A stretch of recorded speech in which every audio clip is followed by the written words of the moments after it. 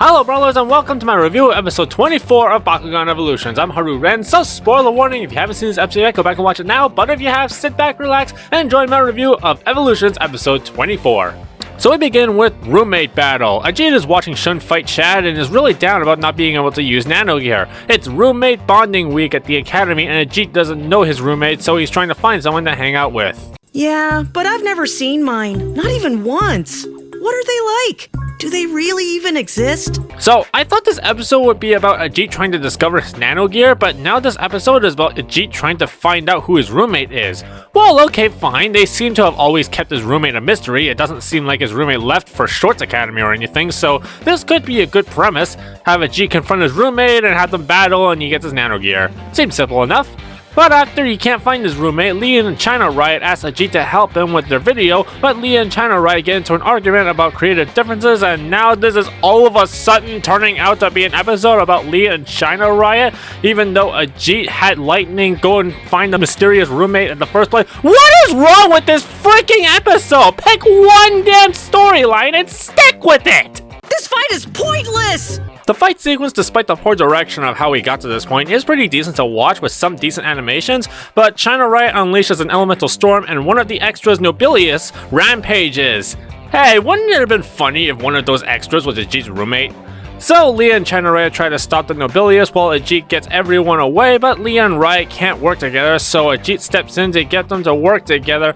He's basically trying to get them to have a relationship that he doesn't have, but Pharol reminds him that they still have each other, and now this episode is back to being about Ajit again. So Ajit is able to summon his Nano Gear and defeats the Nobilius and stops the storm, and now Leon and Riot are on the same page for like a good 10 seconds before arguing again. And I'm not kidding, that's the end of this part. Seriously?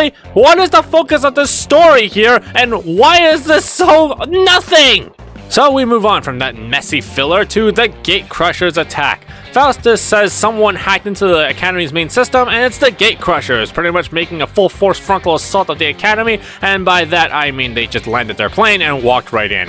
And they don't even sneak in or anything. They triggered a false alert and just met the Awesome Brawlers at the school grounds. Also, this flashback scene right here is on his iPad for some reason instead of on the screen. You can even see the white borders that shows it's a flashback, but for some reason it's on the iPad. But this was a ruse as it allowed McHugh to abduct Faustus and hack it and secure the diamond. If you try to resist, your headmaster's fate is... To ensure your surrender, I want you all to hand over your Bakuballs. I really like Rob Tinkler's performance as Wagner here, having such a charismatic and calm and calculating demeanor.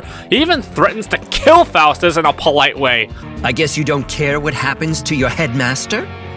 Stop! No! This really shows the hypocrisy of Wagner and the Gate Crushers. They claim to want to separate Bakugan because they think it's for the good of the world, or because they don't like Bakugan, but they are willing to harm or even kill fellow humans in the process. I think Wagner deserves to be the true villain of this season, honestly, even though we're not made abundantly clear what his real motivations are besides not liking Bakugan. The way he conducts himself is a very bad guy-esque.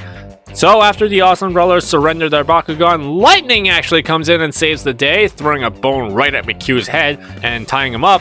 If you were wondering where Lightning has been, he was stealing food from the kitchen. Oh, they're totally useless! It looks like they forgot there's 6 Awesome Brawlers! To be fair, they probably mistaken Athena for being the 6th member. Wait, is this foreshadowing? And to add insult to injury, Lightning bites and rips McHugh's pants. Okay, that was hilarious. So Lightning fights Wagner, and this really seems like a rehash from Wagner's fight with Leah, only replace it with Lightning and Howlkor. But throughout this fight, Wagner taunts Lightning, calling him a mangy stray mutt. Take a drink every time you hear him say that. But Howlkor stands up for Lightning. No idea how he's able to communicate with Wagner, but then again, I think they stopped caring about that a long time ago. And their bond summons Howlkor's Nano Gear and wipes out the Syndius army. And one more for good measure. I just lost to a mangy stray mutt?